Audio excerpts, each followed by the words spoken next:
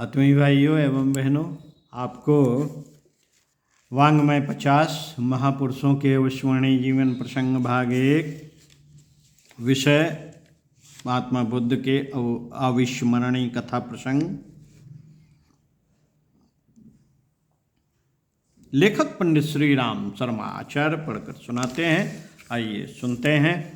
धर्म राज्य के प्रसारकर्ता सम्राट अशोक।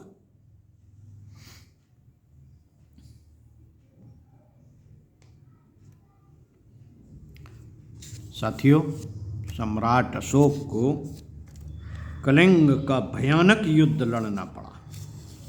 विजय उन्हीं की हुई, पर उसमें जो नरसंहार हुआ, सहस्त्रों बालकों और विधवाओं को जो व्यथा वेदनाएं सहनी पड़ी, उनसे सम्राट की अंतरात्मा रो पड़ी। उन्होंने सोचा, जितना श्रम, जितना धन, जितने साधन, जितना पुरुषार्थ अहंकार और स्वार्थ की पूर्ति के लिए आरंभ किए गए, इन निकृष्ट कार्यों में व्यय किया जाता है, उतना रचनात्मक कार्यों में लगाया जा सके तो उससे मानवीय सुख, शांति, प्रगति और समृद्धि में कितना बड़ा योग मिल सकता है। वास्तविकता से भरे विचार अशोक की श्रद्धा के रूप में परिणत होते गए और अंत में उन्होंने यही निश्चय किया कि उन्हें जो शक्ति और स्थिति मिली है उसे व्यर्थ के कार्यों में नहीं, स्वार्थपूर्ण कार्यों में भी नहीं, केवल विश्व मानव की सेवा में ही प्रयुक्त करेंगे। परमात्मा का दिया हुआ वैभव उन्हीं के चरणों में समर्पित कर देना सबसे बड़ी बुद्धिमानी है। इसी से वह अनुदान चिरस्थायी हो सकता है। राज्य प्राप्त होने के 9वें वर्ष में उन्होंने बौद्ध धर्म की महत्ता को समझा और उसी के प्रसार में अपने सभी साधन प्रयुक्त करने आरंभ कर दिए। लोग अपने धन वैभव का एक छोटा अंश दान करके यश लूट लेते हैं और पुण्य कमा लेने का संतोष भी कर लेते हैं। वस्तुतः वह विडंबना मात्र ही होती है। साथियों, जिस कार्य को मनुष्य श्रेष्ठ समझे उसके लिए सर्वतोभावी न लगे, निर्वाह मात्र की अपने लिए व्यवस्था करके शेष को अपने प्रिय लक्ष्य के लिए समर्पित करे, तो ही किसी को आस्थावान कहा जा सकता है। संसार में जितने आस्थावान महापुरुष हुए हैं, उन्होंने अपने प्रिय लक्ष्य के लिए सर्वस्व अर्पण करके ही संतोष प्राप्त किया है। सच्चे आदर्शवादी की तरह अशोक के सामने भी वही मार्ग शेष था। जिस धर्म के प्रति अशोक की आस्था थी, वह भले ही बौद्ध धर्म के रूप में अशोक के सामने आया हो, पर था वस्तुतः मानव धर्म ही। अनेक शिलालेखों में धर्म की विवेचना इस प्रकार मिलती है। अपासनीय सदाचरण, बहुकियाने बहुजन कल्याण, सचे माने सत्य, सोचिए माने पवित्रता, माधवे यानी मृदुता, अनारभो प्राणानाम प्राणियों की पीड़ा न देना, अविहिंसा भूतानम जीव मात्र के साथ अहिंसा का व्यवहार, मातर पितर शुश्रूषा माता पिता की सेवा, गुरुनम अपचिति गुरुजनों का समादर, मित संतुत नातिकानम ब्राह्मण समगाड़न समणानम दानम संपिति पति, मित्रों, परिचितों, संबंधियों, ब्राह्मण और साधुओं की सहायता, अल्प व्ययता, कम खर्च करना तथा अपमाडता संग्रह न करना, इन्हीं सिद्धांतों को बौद्ध धर्म के अवतरण के पीछे अशोक ने देखा। अशोक ने देखा और उनका पालन आरंभ कर दिया। मित्रों, यूं सभी धर्मों के मूल में थोड़ा हेर फेर के साथ यही आदर्श सन्निहित हैं, पर मानव जात का दुर्भाग्य ही कहिए। मानव जाति का दुर्भाग्य ही कहिए कि बाह्य कर्मकांड और रीति रिवाजों को ही लोग धर्म समझते रहते हैं, उसमें भिन्नता देखकर परस्पर लड़ने झगड़ने लगते हैं। यदि बाह्य आवरणों को देश काल पात्र की सुविधा व्यवस्था के रूप में देखा जाए और उन्हें गौण समझा जाए तो सभी धर्मों के मूल में एक ही तत्व सदाचार अवस्थित मिलेगा। वस्तुतः सदाचार का दूसरा नाम ही धर्म है। अशोक इसी धर्म के प्रति आस्थावान थे और उसी का उन्होंने प्रसार किया। अशोक ने अपने राज्य में धर्म भावनाओं को बढ़ाने, सदाचारी जीवन बिताने की प्रजाजनों को प्रबल प्रेरणा दी और अधार्मिक अवांछनीय तत्वों के उन्मूलन में तनिक भी शिथिलता न दिखाई। इतिहास मर्मज्ञ H.G. वेल्स ने लिखा है, संसार के सर्वश्रेष्ठ सम्राट तथा इनके 28 वर्ष के राज्यकाल को मानव जाति के क्लेशपूर्ण इतिहास का सर्वोत्तम समय कहा जा सकता है।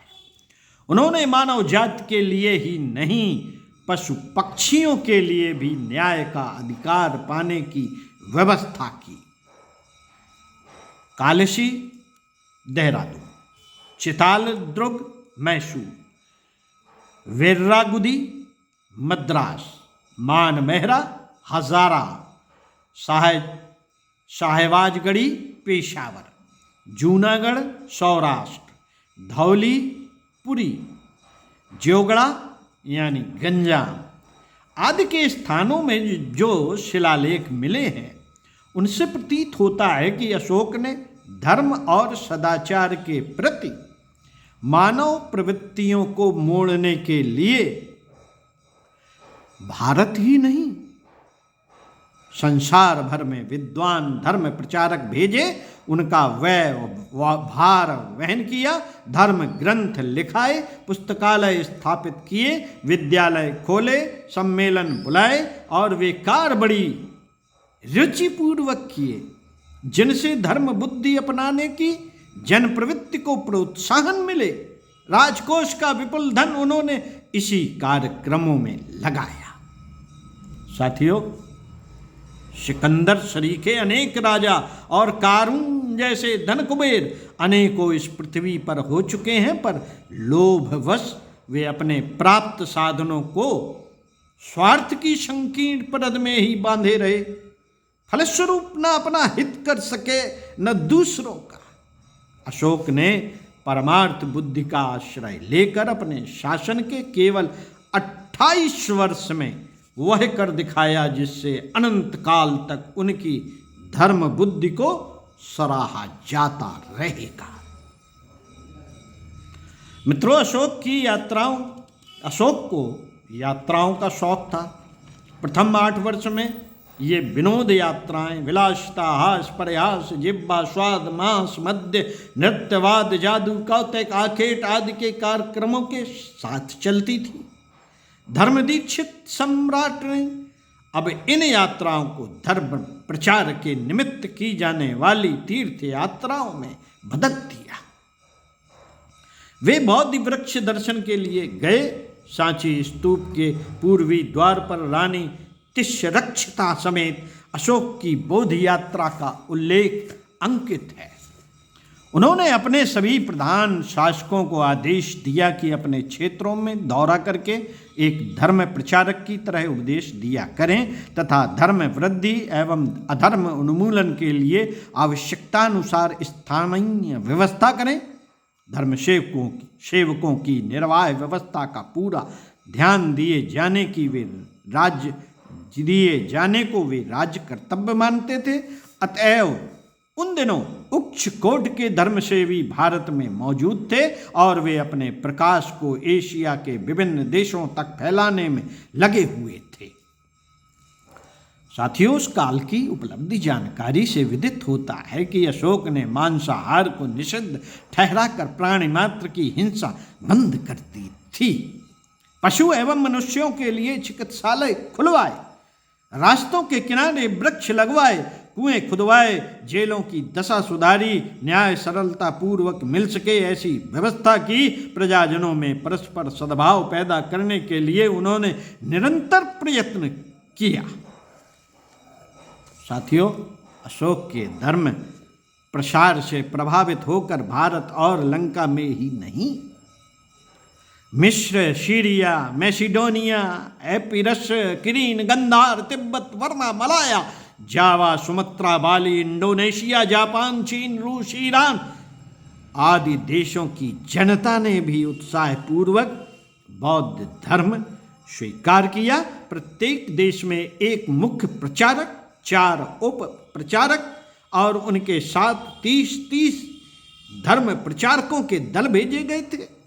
महेंद्र, संघमित्रा, मध्यम, कस्प गोत्र, डुंडमिश्र आदि धर्म प्रचारकों के अवशेष पुरातत्ववेत्ता कनिंघम को सोनी के समीप मिले। साथ में जो अंकन उपलब्ध हुए उनसे विदित होता है कि वे विदेशों में धर्म प्रचार करते थे। कितने ही चक्रवर्ती शासकों ने अपना राज्य संसार में दूर दूर तक फैलाने में सफलता प्राप्त की, पर अशोक की धर्म राज्य विस्तार योजना सबसे अनुपम थी। राजाओं के राज्य उनके मरते ही बिखर गए, पर अशोक द्वारा स्थापित किया हुआ धर्मराज्य आज भी बौद्ध धर्म के रूप में संसार में विद्यमान है। ओम शांति। साथियों, गायत्री परिवार के सभी लोगों को परम पूज्य गुरुदेव इस पुस्तक के लेखक द्वारा धर्म प्रचारक बना दिया। धर्म प्रचारक को वही सम्मान अगले दिनों प्राप्त होगा जो कभी बौद्ध धर्म प्रचारकों को प्राप्त था, बशर्ते एक ही है कि ईमानदारी से प्रचारक का काम किया जाए। ओम शांति।